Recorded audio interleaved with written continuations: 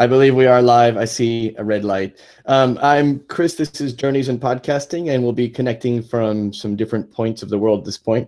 I'm in Poland at the moment, and today we'll be talking about hacking the writing lab and putting maker activities into your writing.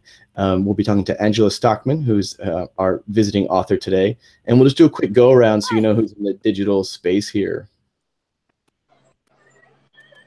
Should I go first? Yeah, that'd be great.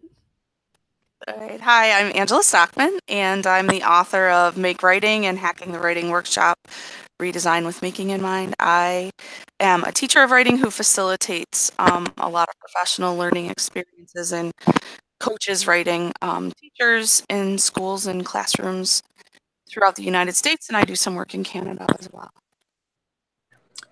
My name is Austin Levinson. I'm a second grade teacher at Colegio Nueva Granada in Bogota, Colombia, in South America.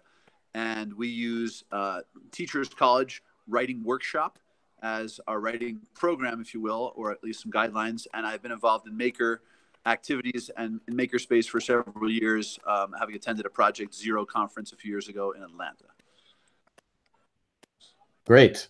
We may have someone else joining. If not, we'll just plow straight through. So, Angela, I spent a lot of time with your blog and was really impressed at your visit to the Reggio Emilia program and some of your reflections that came out of that.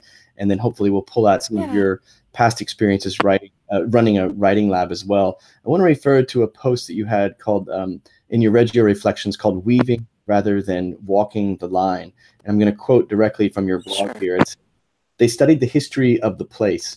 This is school. It's the connection of their people to their land. They listened to stories and wrote their own. They made maps, gathered data, and reflected on the meaning of that space. They made meaning using a wild mix of modalities, and the results weren't communicated via flat, static screens or through tests of essays or tightly executed projects."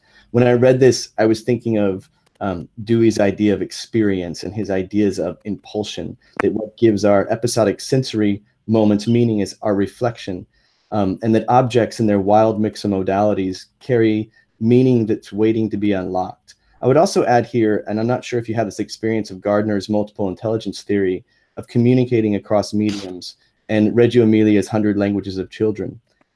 In your experience, why is this contextualized experience so important, along with keeping all channels of modality open for expression? Both are very time-consuming and perceived by many as efficient, and they're definitely more cognitively accessible. Well, I guess what I find really interesting is the notion that things that are efficient and fast and easy are somehow preferred or better than things that are slow and inefficient and hard. And as somebody who supports writers and teachers of writing, I'm not really interested in what's fast or easy, or efficient necessarily. I'm interested in helping people create things that matter. And I often find that when it comes to creating things that matter, that takes a lot of time and it is inefficient. And it is something that is really hard. And so I value those things. And it's uncomfortable, I think, to have those conversations with teachers who perhaps have been led in some way, shape, or form, or arrived at their own conclusion that efficient and easy is best. Particularly, when so many of us are kind of living on a clock. And so, one of the things I appreciate about the units of study is they allow you to go slow.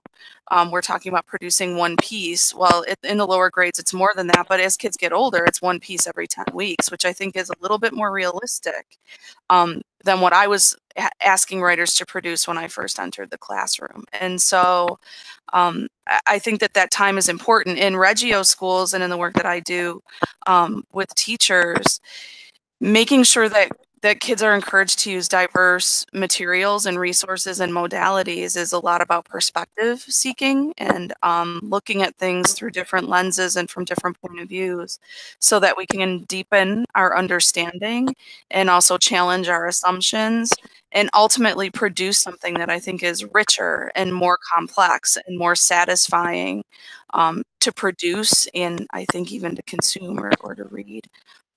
Eventually. And perhaps it's a piece of it too, is that I tend to find that things that are not necessarily fast or easy in the end tend to be more satisfying,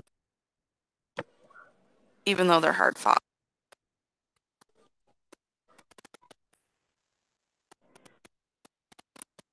I'm I talking. can't hear you. Can't there you hear go. me. So we can do. I'm getting a lot of distortion over here, and a lot of flicker of the screen. So one thing we can do to make that go away is that when you're not speaking, so like Austin, when she's talking, if you could mute your mic and you just scroll across your screen, and there'll be a button at the top, which is like a off button that will streamline the audio a little bit. Cool. Okay. Yeah. So along this idea, you mentioned this idea of units of study. And this is a perfect kind of segue into this discussion of prepackaged learning units. In that same blog post, you write that Monica's students didn't travel a linear line through a prefabricated Cooley unit that she developed behind closed doors without her students' input. Rather, she and her students wove a rich learning experience around the Cooley, a place of great historical, spiritual, and environmental importance in their community. It was clear that they pursued shared learning targets, but what emerged from the pursuit was far more complex and compelling. Many teachers, in my experience, are uncomfortable letting go of this efficiency of seemingly assured prepackaged learning outcomes that units of study often advertise. I think of Daniel Kahneman's where he describes a world where we're consuming predetermined packages and then setting stages for the wild experiences to happen. A good road trip, for example, is never about getting to the destination, but about all the sidetracks and diversions you have along the way. How do you communicate this to teachers, administrators, and the pressure of these, what I call mono-psychometrics, and the criteria that everyone gets judged by from their superiors?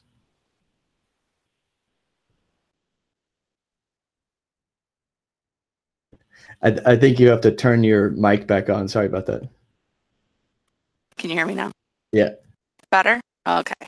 One of the things that I think I learned from experience and kind of a lot of it over the last decade of working with teachers is that my responsibility as a professional learning facilitator is not necessarily to arrive with my theories or my answers or even sometimes my experiences, but my responsibility is to get to know the people that are in front of me. And it's very different every single day and every single place that I go. And I actually work with, Monica is a really good example. She is a seasoned, incredibly thoughtful teacher who is constantly learning more about the craft of teaching writing. And I have to be sensitive to the fact that a lot of the teachers that I support are, pulled in 50,000 directions and they don't have Monica's experience, even have Monica's interest in learning how to teach. She does. And so there are people who will come to me and say, I need a path to follow. I need a GPS. Those side trips and those diversions, they are beautiful things. But even when I take a road trip, I'm using Waze or I'm using maps to take me there. So I don't necessarily have harsh criticism for people who choose to support teachers by providing them programs they've asked for, especially if those programs are high quality programs, and the units of study are kind of the gold standard for teaching writing.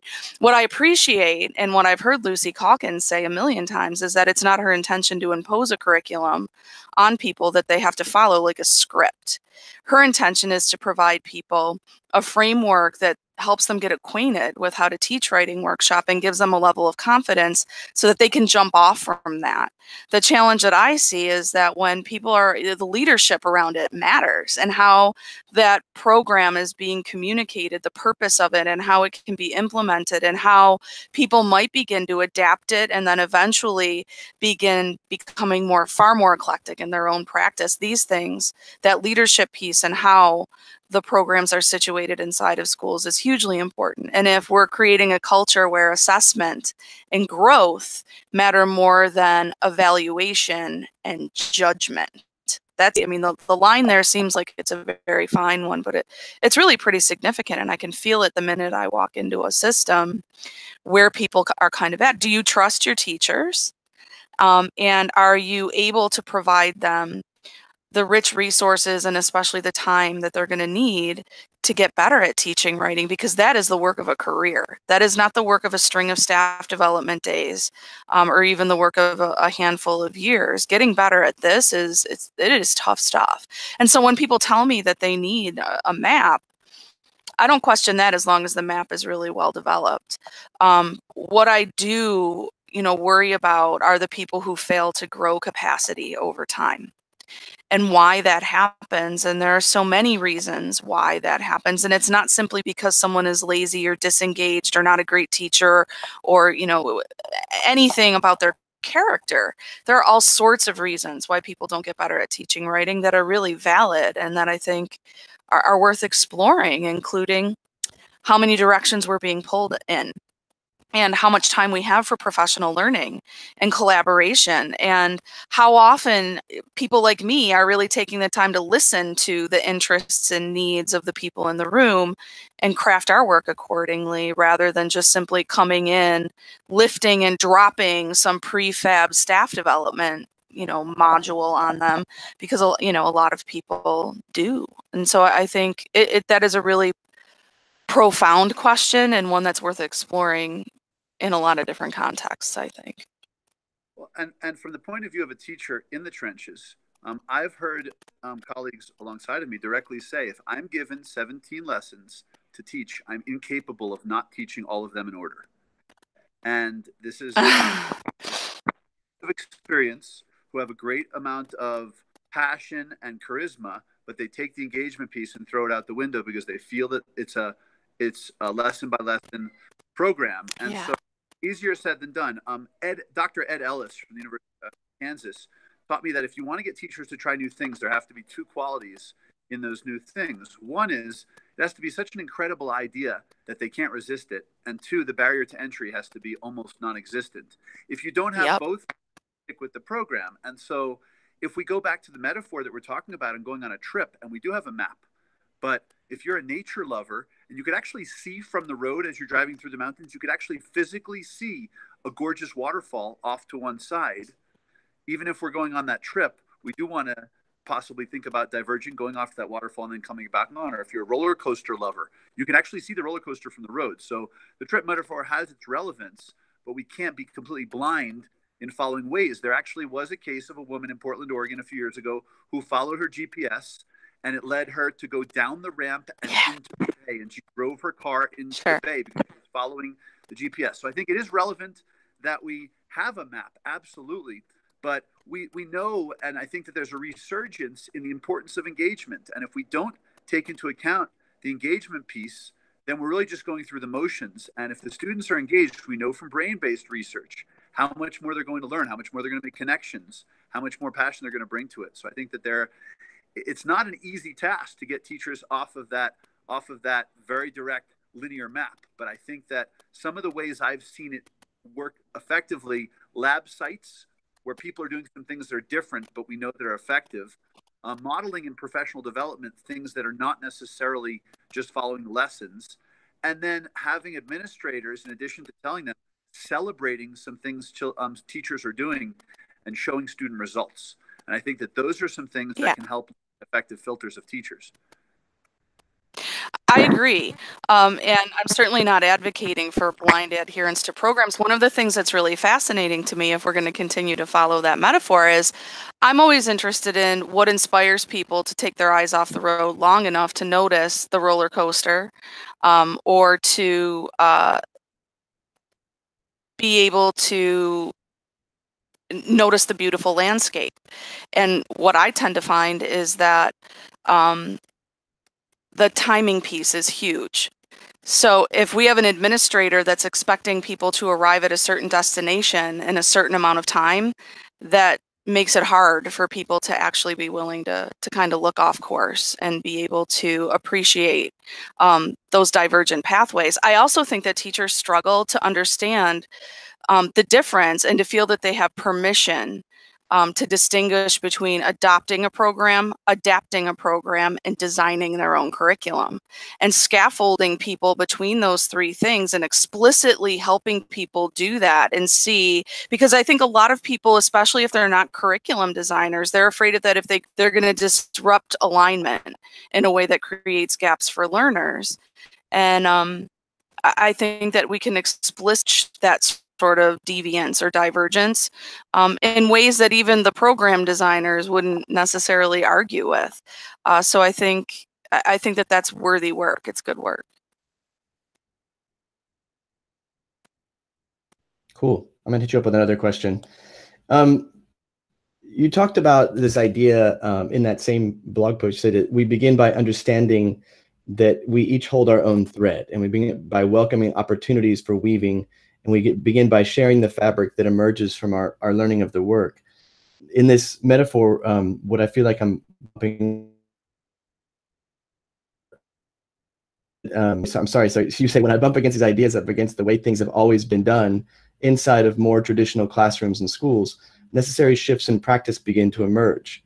It's quite like me to have a detailed how-to inside of posts like these, but I'm no longer sure that's a good thing anymore. So I believe this relates to what you're at, this idea of consuming prepackaged units of study. I know that term comes very loaded because it's very tied to the TC program, but there's a lot in here, respecting individuality while learning about dispersed teaching and learning, not overstacking the instructional manual. I have this faint conspiracy against learning notion in the back of my head that the more we purchase programs and units of study, the less we're owning the learning experience. In some ways, it feels like kind of a cop-out, a top-down teacher-proof model. And of course, nothing is going to be teacher-proof. Teachers are capable of ruining the best of programs or making magic out of bad instructables. Creating this threaded community in a classroom and teachers' own learning experience.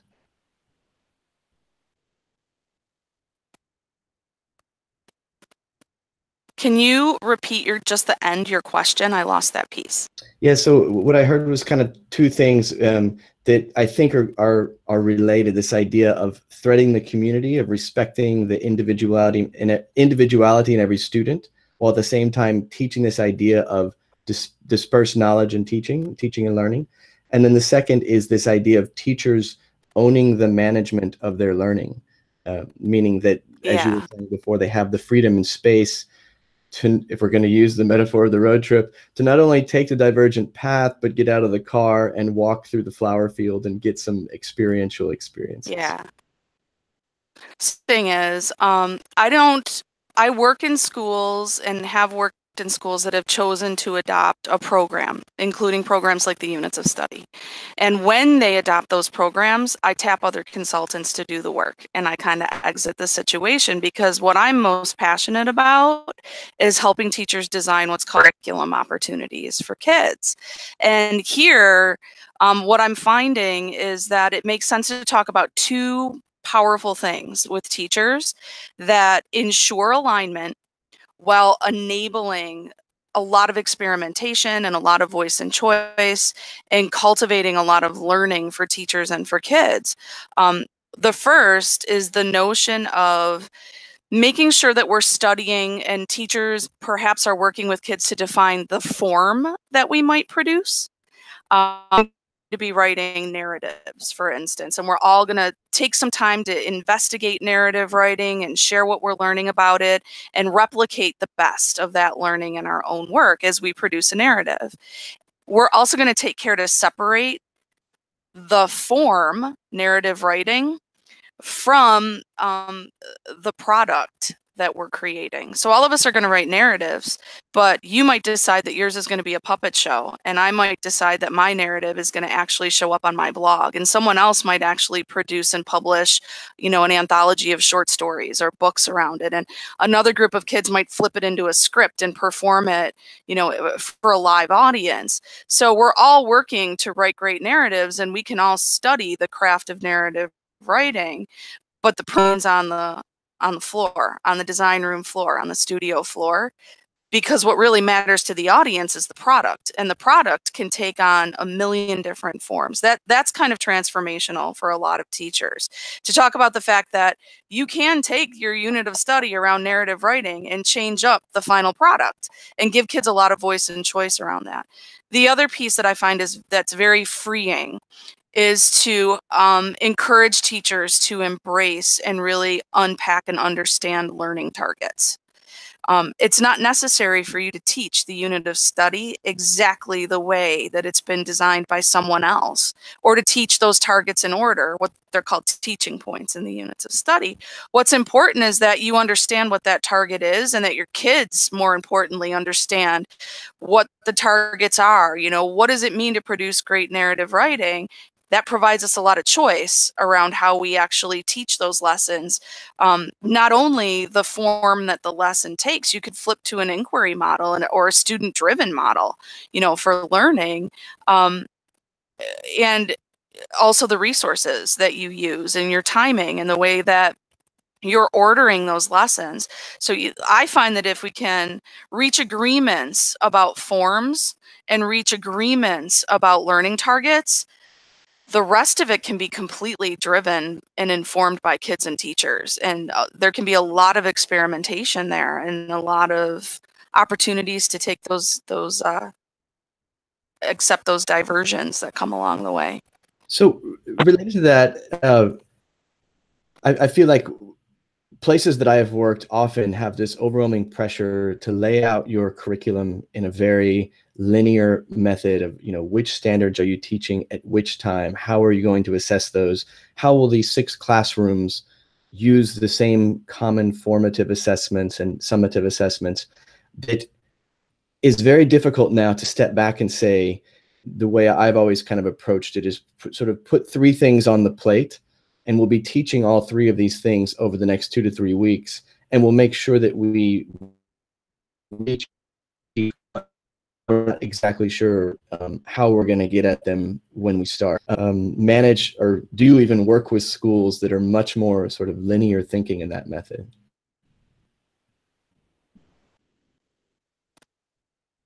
Yeah, all of the schools that I work with are standards-based schools. And all of the schools that I work with are very much held accountable for testing and helping kids perform well on standardized tests. And so I work in situations that are driven by high accountability, and performance really matters, and they all have formative assessments in place. I think what it's challenged us to think about is, what's a worthy formative assessment? And when we work with standards, they become opportunities for us to get better at what we do, because God's honest truth is I want kids to produce high quality work. And so our standards, when I look at the ones that we use, they're pretty lean and they're pretty elegant for English language arts and for writing specifically. And when I look at them, they're the standards I would have had anyway for my students. Formative assessments don't need to look like tests. And assessment is not a thing. It's not a noun, it's a verb. And so we can capture an awful lot of assessment information through observation and interview, and by gathering artifacts of learning that demonstrate growth toward those learning targets. Our formative assessments then can be actually authentic pieces of writing that kids are producing for real audiences. They don't have to look like these archaic tests that people give. And in fact, our state doesn't want it to necessarily look like that. They want kids producing real things for real people. They want them to have voice and choice. They also want them to meet the standards of quality. And I think that all of those things can live in harmony, but it takes a lot of time and a lot of professional learning support to help teachers appreciate that and feel like they have the permission to do it that way, and then give them the tools that build their capacity to do that. I value documentation much more than grading. And most of the ways that I'm helping people measure growth these days are around using qualitative rather than quantitative measures, and which allow kids to do real stuff for real people and have a lot of voice and choice. So you mentioned this in your YouTube videos when you talk about documentation, and this is a perfect point. I'd love to hear a little bit more about this, because you said like a few things that really had impact to me. One was this idea that when you approach documentation, you're talking about three different things, well, different methods. Small moments documented, meaning it's or a single episode that's going to be part of a series, which is capturing a process and product of a learning trajectory. And then you also talk about having in mind the before, during, and after learning. Will this documentation happen before the learning happens, during, or after? How can you unpack those a little bit and what those might look like? Sure. So the videos that you're watching are actually part of weekly updates that I'm sharing in a closed Facebook group for teachers who are interested in doing a documentation project of their own this year. And the first question that I ask them, just because a lot of them are really new to this work and I don't want to overwhelm them, the work of documentation and the learning there is huge, and it's relatively new too. And so in order to get everybody kind of moving in a way that doesn't overwhelm and scare people off, I've asked them to think about, what are you interested in studying in your students, and when would you like to do that, and to what degree do you want to sink into that work? Do you want to take a lesson that you're teaching tomorrow on a writing element, and during the independent writing time, document what you see kids doing in that small moment of time, reflect on it, and then decide what your hunches are going to be based on that very small data set? Or do you want to study that same topic over the course of the entire first semester or over the course of the entire year? Deciding whether or not you're going to kind of take a quick dip or a deep dive into documentation is an important first step, because it sets you up to plan your documentation work well. I'm a firm believer in gathering multiple data points and studying things over time if we're going to draw conclusions about them that shift our instruction. But that can be a tall order for someone who's brand new to documentation. And so oftentimes beginners will only want to kind of get their feet wet with it by using the documentation process in a very small moment of time, because they're really reflecting on themselves as practitioners. I'm going to learn more about myself and the process of documentation and what's easy and what's hard and how it works in this small moment of time before I launch into a massive experience with it and get quickly overwhelmed. So that's the distinction that I was trying to make there. Yeah, I feel like you're I've read The Visible Learners, and Austin and I took a course together online on this theme as well, and very fascinating, because I've always approached documentation as the creation of learning artifacts. So kind of thinking it more of not just for teacher getting better at knowing how you're teaching, but also like using it as an actual learning artifact, and captured in multiple ways, where is the formative. Here we're showing and reflecting on with students, why what they did was so cool, and how, what our next steps are for learning. You also mentioned another thing that fascinated me. It's the idea of grounded documentation, of using a ground up method, of having your purpose defined beforehand, versus a grounded theory of just start collecting the amazing things happening in this process of learning, and finding out what maybe is in there that you didn't plan for or see before. Is that kind of what you're getting at? Yeah. Yeah, when I did my own documentation project for the first time, I started almost probably 10 years ago now. And I had this writer's studio that existed outside of the school system. And I had kids from all different schools, and I had teachers who were coming from some different places, not a ton of them, but some really inspiring people. And the stone in my shoe at that time was resistant writers. And I really wanted to figure out how I could support them better. And so I wasn't sure what my guiding question was going to be. And I didn't have this narrow focus, and I wasn't going to create all of these artificial opportunities to investigate resistance with writers. I just started documenting what I was noticing anytime I saw resistance, and especially when I saw a shift in a kid who went from being a resistant writer to being a kid who was demonstrating an enthusiasm for writing and also producing volume and quality. Like, what was happening there? I didn't know. And I just started documenting. I took a ton of pictures. I conferred with kids a lot and interviewed them a lot. I asked a ton. My focus was loose but tight. Resistant writers isn't a free for all. I have a focus there. It's a topic, but I certainly did not investigate the research. I did not read professional literature. I wasn't talking with people about this. I was learning from my students as much as I could. So after about 5 years, I had about 900 points of data. And I basically used affinity mapping, and I coded that data. And what was really interesting was that was the year of the first Maker Faire in San Francisco. I had no idea what maker education was not at all interested in it at that time. And that year, I started drafting what essentially became Make Writing. And I was reading, I think it was in Make Magazine, someone had sent me this piece about how what was coming up in this Maker Faire and getting translated now into education looked very much like I was noticing what I was noticing with my own writers in my workshop. And I remember saying to my husband, oh my God, these people are starting to notice that this maker stuff is really relevant in classrooms, and that's exactly what's going on in my writing studio. It's exactly the same thing.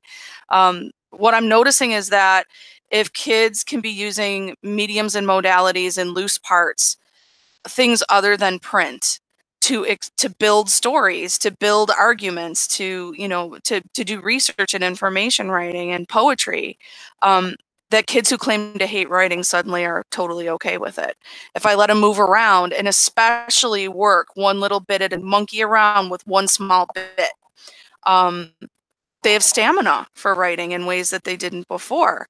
And there were a lot of other findings, is that my theories were grounded in the data that came from talking with and studying my students. And that's very different than traditional research, which starts typically with a tight guided question and predetermined experiments and measures and tools that are often informed by the research we've already done. And what was really fascinating for me is, as I've learned more about guided or grounded theory, is what appealed to me is the notion that when we read the literature about best practice, it can create a bias that blinds us to other discoveries. And there will be no innovation, and there will be nothing new if all we keep doing is taking what's deemed best practice, lifting it, dropping it into our classrooms, and just replicating what's already been done. And how almost diminishing that is to students in a way. Like, if the people that we're trying to serve best and the people we're trying to impact are children, why are we not talking with children and learning from children what serves them best and what helps them move forward most? And so all of those things sort of fascinated me, but that's kind of what distinguishes grounded theory from more traditional things. And to talk about that, right now we have a new principal here who has really taken the idea of growth mindset that we are trying to promote in students and really push that onto teachers. Push it that if you're going to be a teacher, you need to have a growth mindset as well. And how can we ever teach students that? And so what you're describing, Angela, is exactly, I think, where we need to be. But I think my current principle is finding a way to get some people off the starting block. One interesting example is that here we start in pre-K, which is, we call it K4. And they never, until this year, actually looked at data of where the kids were coming in and reading in K4. And the Kinder 4 teachers assumed that they're coming in with nothing and that they're going to continue with phonemic awareness and songs and some things of that nature. Well, they actually discovered upon looking at the data that there are actually 6 students who are already reading in Kinder 4 before starting pre-K, and all except 10 students have some or most of the letter sounds. So we're actually in the process of undergoing a pretty transformational shift, and the growth mindset is going to be key. Some of the teachers are going to have a difficult time with being responsive to students. And what you're describing is exactly where I think we all need to be, is responsive to our students and not focusing on teaching. It's student-centered coaching, student-centered teaching.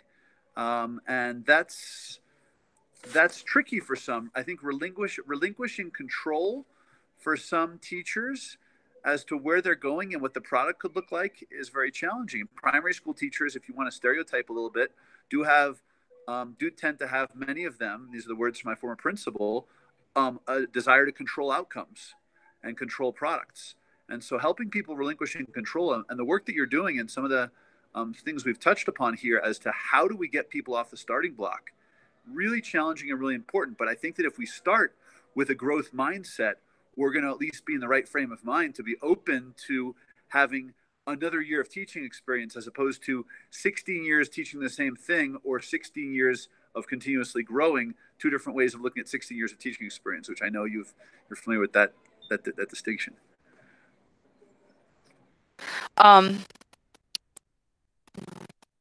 So a whole other branch of sort of my interest in work is around positive psychology and the role that shame plays inside of motivating learners. And so constantly asking myself is, how do teachers feel when they're told they need to have a growth mindset and when someone makes the assumption that they don't? And to be fair, many don't. But do we get them there? How do we get them there? How do we inspire growth mindset? And my question is always, and it exists, like, what's preventing that from happening? And I want to honor that in the teachers that I meet, because oftentimes when I'm working with a teacher who has a very fixed mindset, who is very much about controlling those outcomes, there's some really freaking good reasons for why they outcomes and why they have. And if I can figure that out and get at that root cause and work on that piece of it, then we get them off the starting block. But what I do struggle with is, we are all, I think, kind of teaching and learning in very unique times right now. When I came through my certification program, we were studying Madeline Hunter. We all had to have outcomes and objectives. We had to have measurement in every class. And it was very much the case that if my students didn't hit my outcome or objective by the end of the class period, I did something wrong. We're just coming out of that mentality. And a lot of schools aren't even there yet. And so if someone is feeling very much that, that evaluation matters and that they're going to be judged, or if that even existed in our school culture 10 years ago, we're still dealing with that right now. And people are kind of afraid to make mistakes. And as teachers, I think we put teachers on pedestals in our societies, and that they're supposed to know everything and they're supposed to do it perfectly. And we're going to evaluate them for it and hold them highly accountable. And then at the same time say, why do they have such a fixed mindset, and why do they want to control the outcomes? And so I think a big part of the work that leaders can do, and people like me, especially staff developers, people have this notion that good staff development is about, a lot of great resources and giving them to people and having really slides or Google Slides and entertainment, and that we're supposed to come in and deliver stuff to people that can help them move forward. The best professional learning facilitators I work with are able to make astute observations about the system as a whole. and they are able to truly see and are interested in learning more about the teachers in front of them and attending to their needs and noticing their strengths and getting very real about how to move them off that starting block. And it is really complex stuff, because oftentimes there are really good reasons why that control is there, or the desire for it is there, and trying to remedy and improve that situation, that is really challenging work.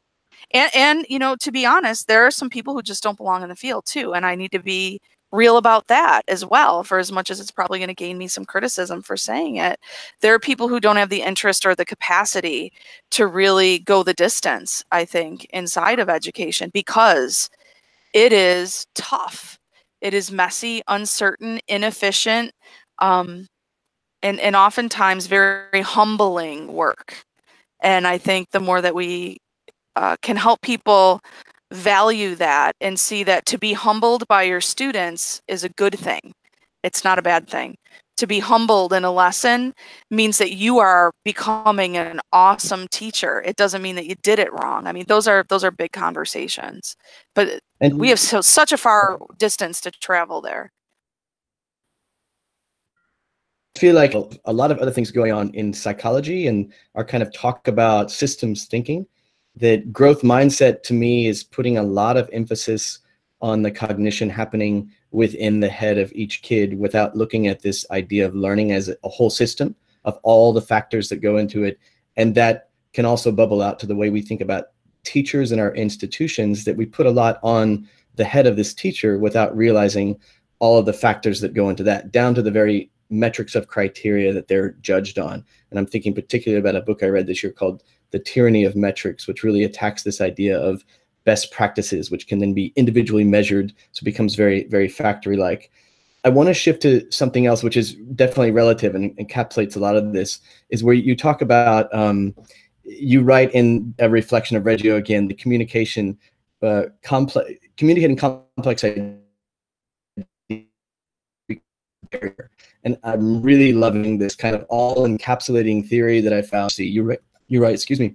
I can't tell you how many times I listen to young writers build incredibly complex stories around the figures inside of a dollhouse. I've watched graffiti artists turn a wall into a powerful claim. And I learned just as much about gardening, cooking, advocating for social justice, and lexicography from YouTube than I do from newspapers, journals, and books. You seem to be talking about a holistic approach to literacy, that in today's world where students decode more non-textual signs in a passing day than they do text. When Cubist painters started visually deconstructing the world, one of the first things they did was start to including text. But you also seem to be unlocking these ideas of humans as beasts of communication across any medium necessary from our own learning experiences in the world. Why is this so important for experiences to methods before they try to create them for students?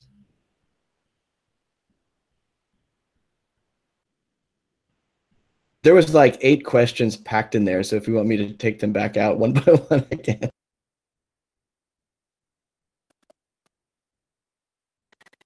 It was just the very last tail end of your question. Oh, so why is it so important for teachers to actually go through these experiences, this kind of holistic approach to literacy of not just decoding text, but decoding the world around them and having these multimodal forms of decoding, but also of expressing?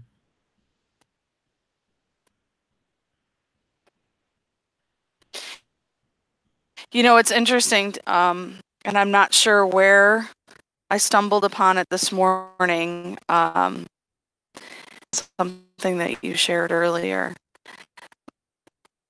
What's very interesting to think about is the role that privilege plays inside of our use of print. We put print on a pedestal inside of our literacy classrooms.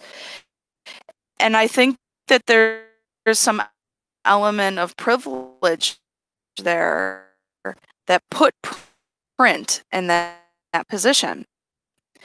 Why I think it's so important that we are using diverse mediums and modalities and giving people the opportunity to use them to express themselves, is we're silencing people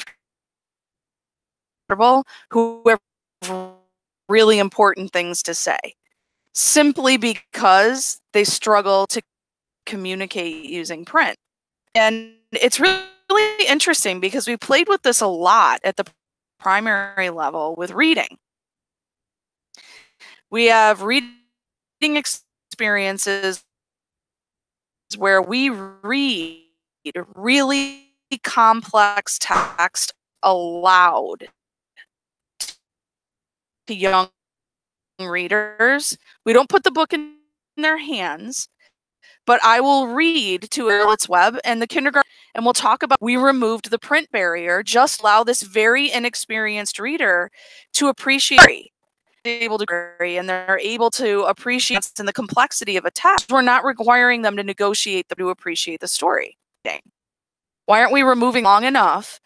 Deeply intelligent people work with sort of to create some sound before we produce print around it. And print isn't even necessary to communicate the message. It's important to, invite people to build stories and to build pieces, to build their poetry, to act it out, to sculpt something or use Lego to construct some. 3 pieces to being able to communicate well. There's print, is meaning, and we see it a lot more productively when we talk that when does it make sense to lower that print barrier, can experiment with meaning and terms. We need to do that. And that is really dangerous because it's about power and power inside of being able to communicate, not only advocate for ourselves and for social justice. We reduce writing to printing people who have things, distributions to make. Eluding ourselves because most consumers don't want print anymore. They want all the other stuff. There's so many other opportunities, information that are not print-based, and most people want it that way as well. And so we're sending kids out into the world, the print-comfortable kids. That was one of my biggest aha moments, is I'm working with all of these kids who are really print-comfortable, and they literally think that they're great writers because they can pound out some like 10-paragraph essay or a research paper. And they know nothing about how to convert that or translate that into a medium or a modality that an audience might actually appreciate, because they don't care about their 10-page paper. That they need it given to them in a different medium or modality. That's what all the other kids have that are not print comfortable. And so that's why it matters to me. And I think that the more teachers can process themselves and force themselves out of the comfort zone of print, and use other mediums and modalities themselves to communicate. Just like we say, the best writing teachers write with their kids. Well, the best make writing teachers make writing too, on their own, for their own purposes. And you're not going to understand it necessarily unless you're doing it. Sorry, I have to click a million things. Microphone to stream your audio better. We got through most of that. We're coming up on 55 minutes, which was the time that we allotted. But I want to try to ask a couple more questions. Just give me a sign when it's time to disconnect. You talk a lot about like the environment of the learning space, of hacking into this writer's lab and creating a makerspace at the same time. And one of the questions you ask is how and why might we approach aesthetics in the classroom? I think this is a very Reggio Emilia inspired reflection. And I wondered if you have approached this method of yours, this way of thinking to classroom design, of using classroom itself as a tool to express our beliefs in how learning happens. And what is the role?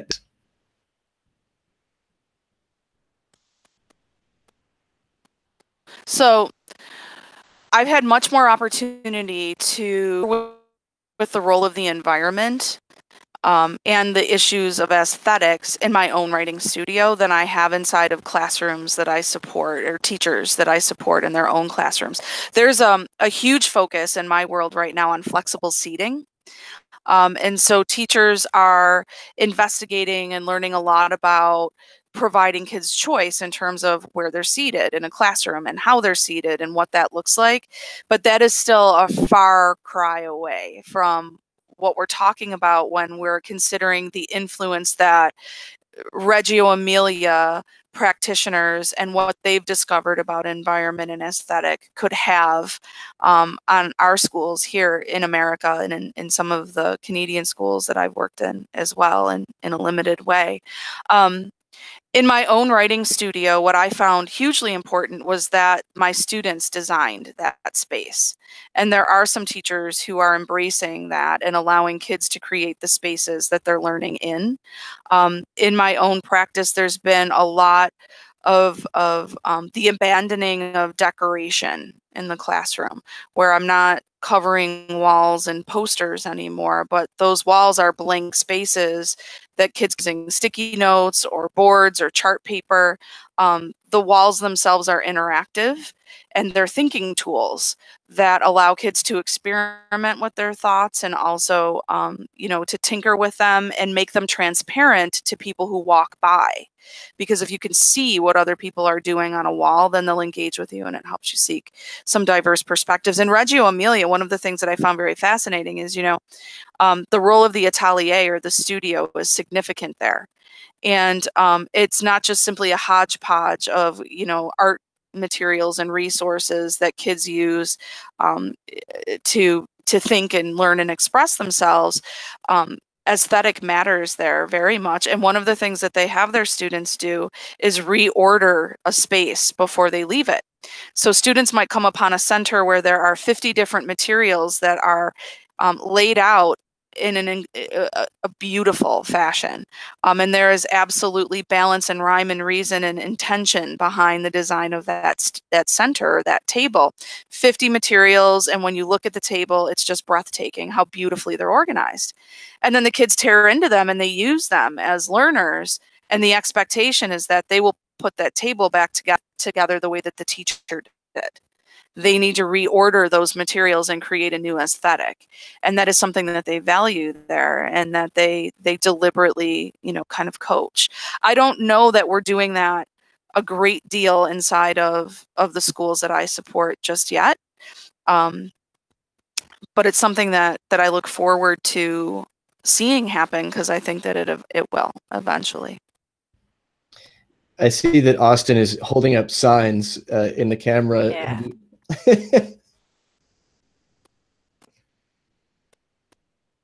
It says, have you ever wanted to travel to Colombia? I'm going to squeeze in one more question if we have time. So this sure, I do.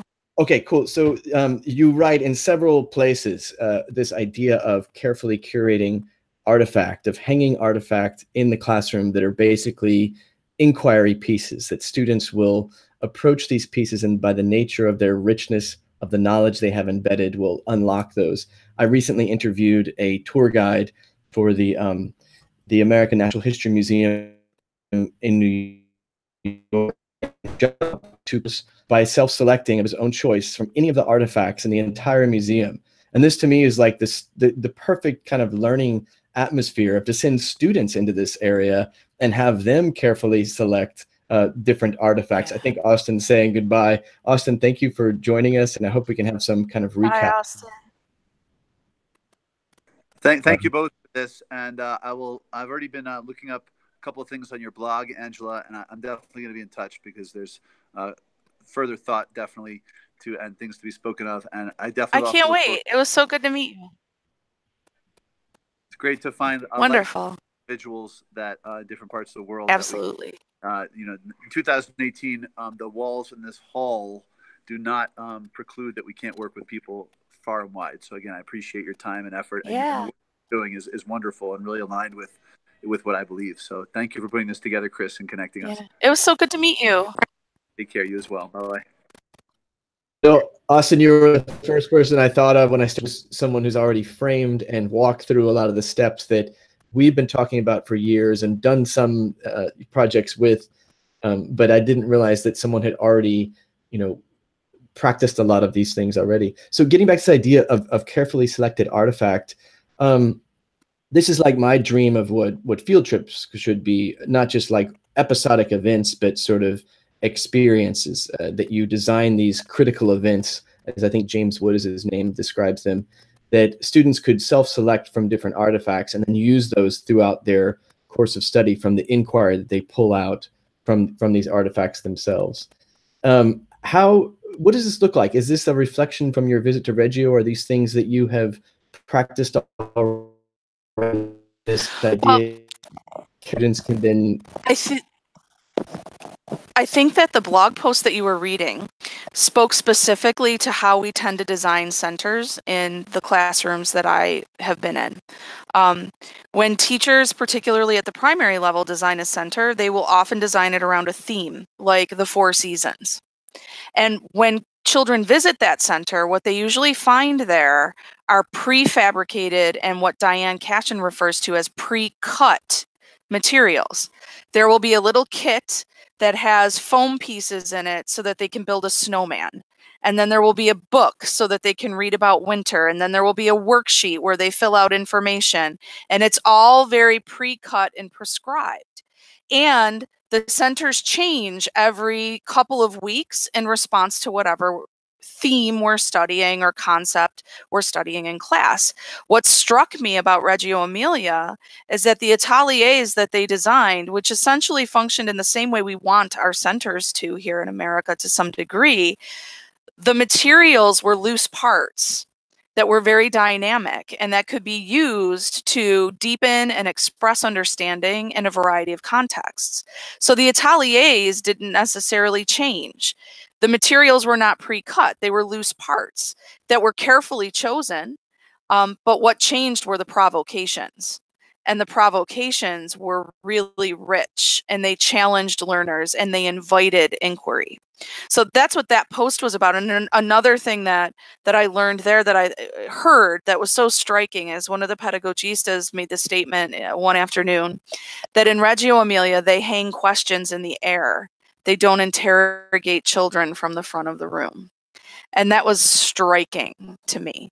And it's very much about inviting students to work with artifacts and notice the questions that hang inside of them. And what was fascinating was watching certain teachers and practitioners pair certain artifacts together. So for instance, if I handed you a copy of, I don't know, Harper Lee's To Kill a Mockingbird, I handed you a copy of that book, and I handed you a figurine that included a house and maybe another figurine that was a magnifying glass.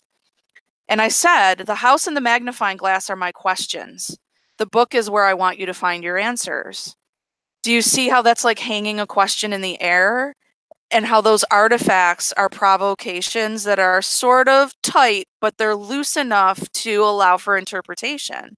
And what kids come back with, what learners come back with, is very diverse and very rich, perhaps. And it also, when we approach learning that way, we inspire the use of metaphor and simile and personification. And it just leads to really rich conversations with kids, and the complexity inside of their answers is a bit of things that might be more like referring to with the use of artifacts. Is I worked with writers in the spring to create what's called an argument table, and kids had to choose a topic. So let's say gun control in the United States, and they weren't allowed to talk or write. They had to bring in an artifact that expressed their stance. So a student might bring in, an article from the newspaper or a piece of artwork that expresses their stance on gun control. And those who were challenged to push against their thinking could not use writing, and they couldn't speak. They had to go find other artifacts that challenged that artifact. And the table would start to grow over time, and with the artifacts that supported the original speaker's point of view, and artifacts that could challenge it. But it was basically silent, and there was no print involved. So the second conversation I would like to have with you is more about what you're getting into now. And I think this is like the overlay of design thinking in learning practices, that when I approached design thinking, I think I had a very similar reaction that you did, is that, oh, a lot of this was already in my teaching belief. A lot of it already comes from Dewey and pragmatism, but packaging it kind of in different ways. So a lot of the stacking of the deck and design thinking methods of putting in improv activities that get everyone thinking divergently, or the reverse of putting in activities that get everyone thinking convergently. I think these are a lot of things to unpack. And I know that you did mention that in the opening of your book as well, is that when you approach design thinking, you found that, oh, well, this already fits my teaching belief. These are beliefs on teaching. One in particular was the active inquiry of, affinity mapping and getting everyone's thought out, and then affinity mapping it into groups. And my experience with that has been very similar to your ideas with using strong artifact, of students finding their own artifact, so making it kind of like a treasure hunt, of bringing their own artifact to a center, of doing a see, think, wonder routine to get at not just what everyone's observations are, interpretations, but then getting into their wonder. And then going through this process, I found basically three things. One was that students' inquiry, once they're giving a space and chance to select and wonder, that whole idea of voice and choice, was so much more profound than anything we would have prompted them with. Of two, how the questions they created could then be affinity grouped into that we as teachers had already pre-wrote for them. And the third big surprise was how efficiently it all came together, that it was simply a matter of combining a library period with a social studies period, of having a teacher at each center, so you have very small groups with very defined facilitator roles, and that within 2 class periods, we had basically designed 6 weeks of inquiry that then drove the project after that. So these were things that were very simple. They really just depended on a belief system that students can create their own inquiry, that this is possible to do within a standards-based system, but that it's worth investing time, especially in these immersive periods at the beginning of studies that are often very strict, like this is how you will be graded. This is, what your assessment's going to be about. This is what the standards are. And those are all valid things to have selected ways to start or whatever we're going to do. So sorry, I didn't mean to spit all that out, but reading through your work has really provoked a lot of things that I've thought or written or read about in very recent times. So I know that you have written several books. I've only dabbled into one. I would say for many people, go to your blog and go to your Facebook group as great places to start. Yeah. Where would you suggest people find you, connect? What should they read first? Where would you direct them?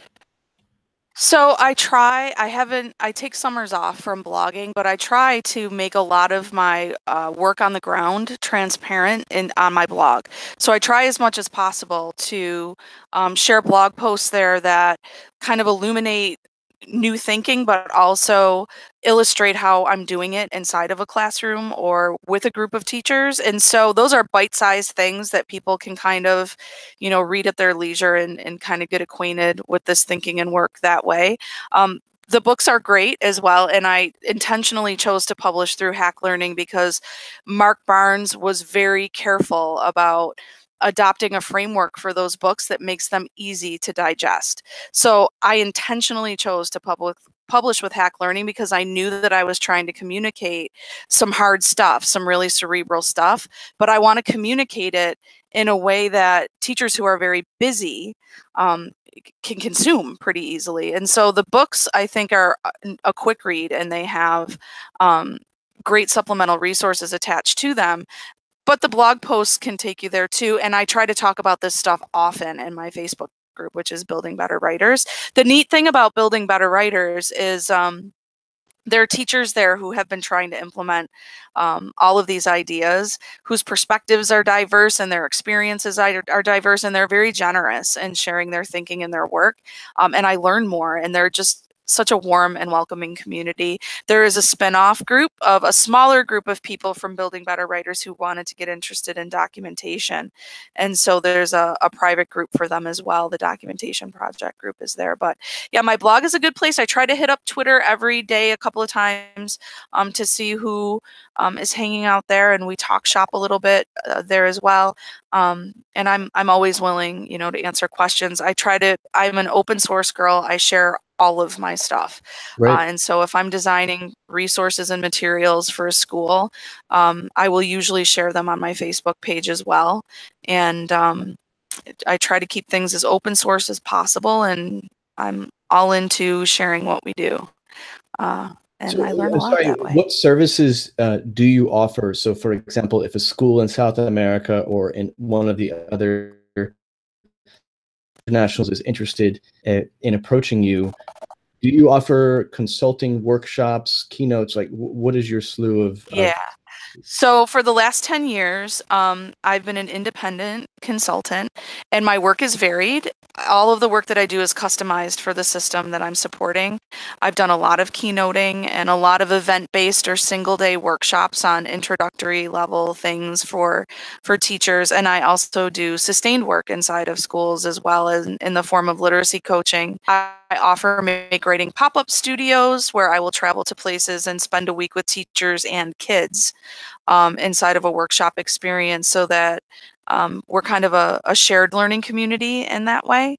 And so, yeah, I do my Monday through Friday is usually professional development, and it comes in all shapes and sizes and for all grade levels. I'm mostly teachers. I will sometimes work with content area teachers around integrating literacy practices into their classrooms. And I have a lot of experience with curriculum and assessment design as well. So yeah, usually when I'm traveling, it's event-based stuff, but I do it. Cool. Well, I think there'll be, I can think of several schools already that may be interested in having you come down and work with them. There's also, I would love to talk more. I appreciate that. Yeah.